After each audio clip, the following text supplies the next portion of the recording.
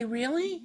Well, at least one of the tours we saw. No. We saw Kool and the Gang at Nassau Coliseum, though. That was back in 2007. Am I mixing it up? You were still living on Long Island. No, you're right. Sorry, my mistake. That's right. You're right. It all blends together. Right. We saw the show that we saw in Connecticut with VH was two. First of all, the last tour, 2015, we went outdoors to the Shed. I forgot the name of the place. But then we also went indoors to the casino in 2012. Right, that was Mohegan, and there was no opening act. You're right. That's what it was. So moving on, we are moving on to Mr. Edward Van Halen. And all this info don't sound too good. But this is what the story is. So Steve Lukather, Luke as he's known from Toto, the guitarist, the amazing Steve Lukather, amazing guitarist from Toto, okay? Cool guy, great guy. Everybody refers to him as Luke. He was on Trunk Nation with Eddie Trunk. So Eddie Trunk, being Eddie Trunk, he had to sneak in a Van Halen question because Steve Lukather is very close to Eddie Van Halen. They're good friends for like 40 years. So Eddie Trunk asked him a question about what's going on with Eddie. Everybody calls. People say he's sick, blah, blah, blah. And this is what Steve Lukather said. He said, Ed and Al are friends of mine for 40 years. And I'm even still friends with Mike, but I'm Switzerland. I don't get in the middle of all that. I've been in contact with him. We text all the time. He's referring to Ed. I really can't say much, man. I really can't say anything. Everybody wants VH back. Nobody more than me. I still think they are one of the greatest rock and roll bands of all time. But they are laying back and waiting to see what happens next. I think they are on hiatus. There's been some health issues that they've been dealing with. We are older guys now, To go on the road requires extra effort. All I'm going to say is I don't think there's any drama issues keeping them from working right now. I'm not the guy to say anything. I love those brothers so much, and we've always had a great relationship. I adore them as human beings. We met back in 1979 at the California World Music Festival in Los Angeles. I watched on the side of the stage, and then Eddie called me up on the phone, and we've had a lifetime friendship since. I'm not holding any secrets, but I have no right to speak of what their plans are.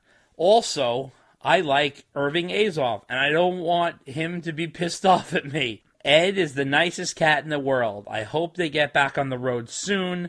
I don't have any dirt for you. Of course, the brothers are close to me, so I'm gonna shut the fuck up now. So I tell you, for a guy who didn't want to say much, he said a lot. For a guy he pretty much basically said that Ed is sick. And I don't know what he's sick with. We have no idea. But that's as close to confirmation as you're going to get. They said they're dealing with health issues. Obviously, it's not Michael Anthony. Obviously, it's not Wolfie.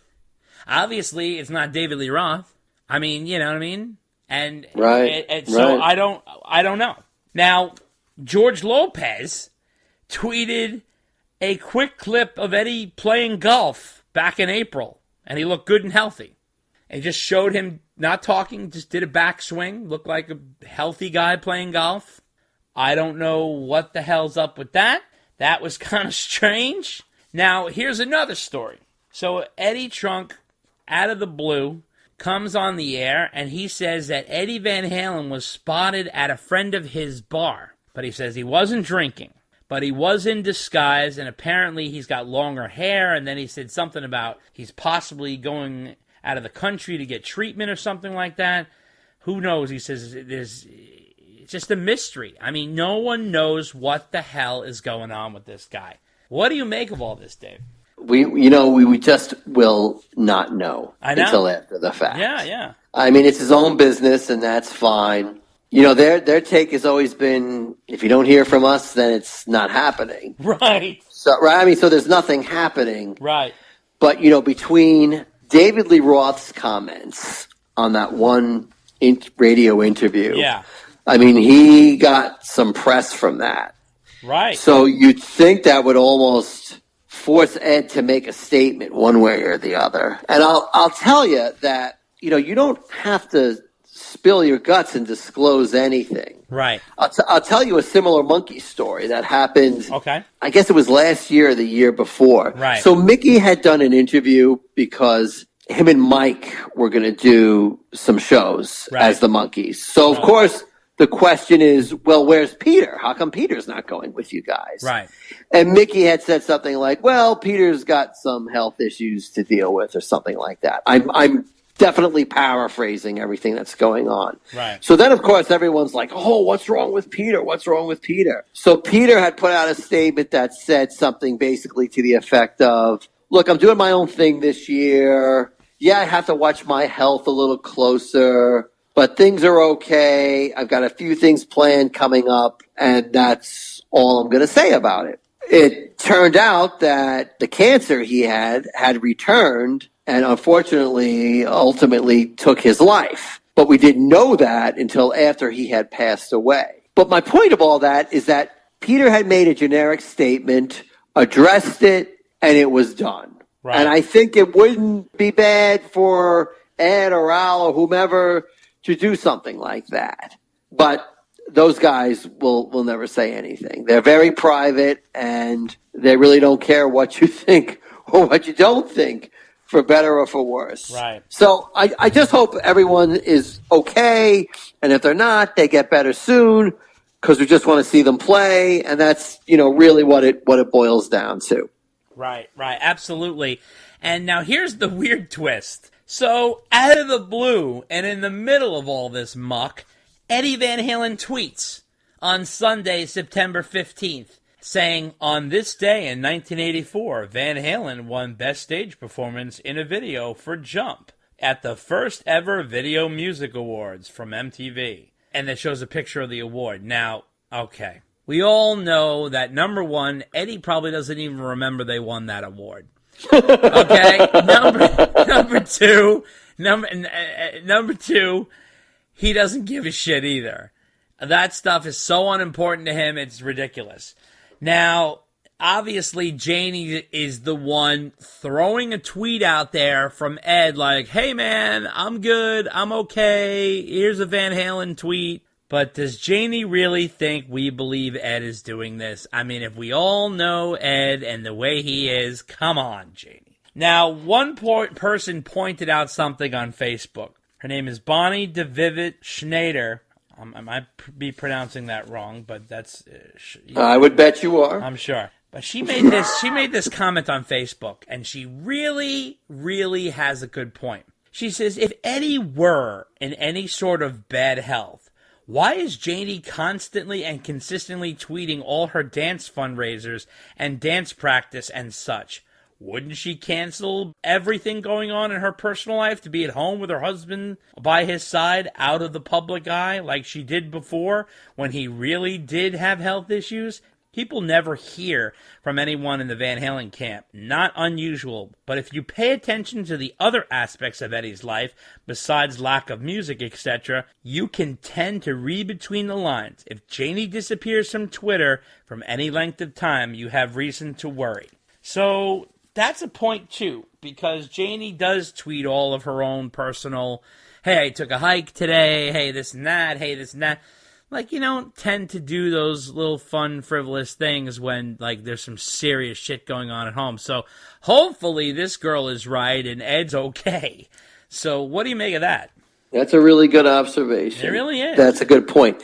But, I mean, Ed does not tweet that much. He's not on Facebook that much. So, and I find it very interesting that, was that on Twitter or was that on Facebook? He made on Twitter. It was on Twitter, that he had tweeted that 1984 video factoid, like days after David Lee Roth had done his press run. And I don't think it was a coincidence. Yeah, exactly.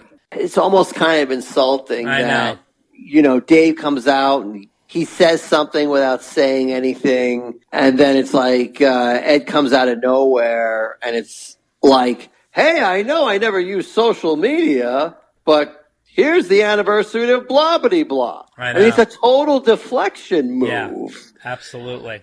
And it's like, come on. I mean, it's one thing to be silent, but if you're going to act like nothing's going on and you're not going to say anything about it, it's almost insulting. to the fans. It rubs salt in the wound. It does. It's insult to injury and every other cliche I can possibly think about. It's one thing to just stay silent. I know. It's another thing to come out of nowhere and act like nothing's wrong. Absolutely. But then again, maybe there's nothing really seriously wrong, as that lady pointed out. Maybe. Because Janie's doing her own thing. Maybe Ed's getting treatment for something, but it's not life-threatening. Right, maybe. Or anything like that, right? I mean, he was playing golf a few months ago. Yeah. Maybe he's like, look, I'm fine for living, but I'm not fine for touring. Right, maybe. I mean, or, maybe that's just it. I mean, look, we could sit here and guess 7 ways to Sunday. Yeah. And who the heck knows? But like I said before, I just hope the guy's all right. Yeah, someone had mentioned maybe something's wrong with his hand, or well, that's not life-threatening, but it could obviously drastically affect his I know, play. and it seems like every few weeks somebody has, it's his hand, right. or he's, or he's really sick, and he's getting, the cancer came back, and it's and none of this is substantiated. I know. And, I mean, nobody really knows, to be honest with you, except for the inner circle, and they're not talking. Right. And that inner circle is basically Wolfie, Janie, Al, and Ed. Right. I mean, and that's fine. I certainly respect their privacy. Absolutely. But it's, it pains me that you and I and other fans are doing all this detective work to figure out what's going on from other people, because the silence is so deafening. It's crazy. Well, I tell you one thing that came out in our next Van Halen piece of news, and this was a Van Halen treat. Van Halen video unearthed from September 22nd, 1978 from Fresno, California, and it is from the Selland Arena when Van Halen opened for Black Sabbath. Holy shit. This is pure gold. It's a little over 25 minutes of mind-blowing material. It's like someone took a Super 8 camera or something and filmed the band. The sound quality is great. The visual quality is, how do I explain it? It's clear for 1978. It looks like a movie. It looks like something out of a Scorsese movie from the 70s. It's got that grainy quality, but it's cool. But holy crap, is this a piece of gold? I can't begin to tell you how incredible this piece of video is. It's up on YouTube. Go check it out. The band comes out. They're playing On Fire. They play I'm the One, Atomic Punk. Alex does a little drum solo. They do Ain't Talk About Love, Eruption. Eddie goes fucking wild on his solo where he's kneeling at the amps and jamming into it.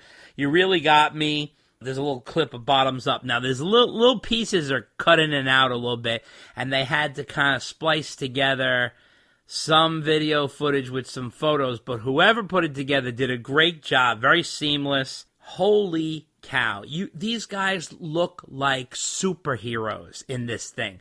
Dave and Ed are like two rock gods in this thing. Dave looks amazing. He's in incredible shape, and he's got this washboard stomach and this long hair, and he's doing back bends and flips off the drum riser, and he's doing these high howls, and he's dancing around. Oh, he's like the most charismatic guy you've ever seen. His voice sounds great. Ed's playing like a absolute monster. All I could think of is when I saw this video, Dave, was can you imagine if you bought a ticket to see Black Sabbath, who are on their last legs at this point, and you go and see this opening? I mean, it was insane. It was so insane that when they left the stage and the lights came on, people booed. Yes, that was the most telling thing of the whole video is there's this opening act. Yeah. And by the time they're done, the place is going nuts, booing because they're going off stage. Unbelievable. And these guys have only been on tour for 6 months or something like that, right? The album just come out, and they're already on their way. You could just tell they're superstars from the gate. They were superstars from the first goddamn day. So The amazing thing about this is they are so young, it's insane. I mean, it's like crazy to see how young they are. Dave's wearing these